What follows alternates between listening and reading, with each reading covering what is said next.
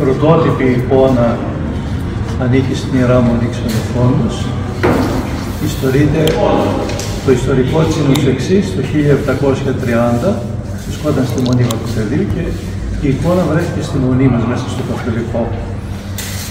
Ψάχνοντας οι πατέρες της Μονής Βατοπεδίου, βρήκανε στο ναό μας, την πήρανε και ξανά η Παναγία ξαναήρθε. Από τότε την παραμένει στη Μονή μας, πολλά θαύματα κάνει και ήρθε να προστατεύει το μοναστήρι από το 1730 σε μια περίοδο δύσκολη μετά για τη Μονή και την έλευση της εικόνας.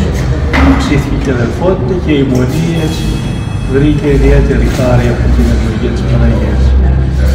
Αυτό το θαύμα το γιορτάζουμε την πρώτη Κυριακή του Οκτωβρίου.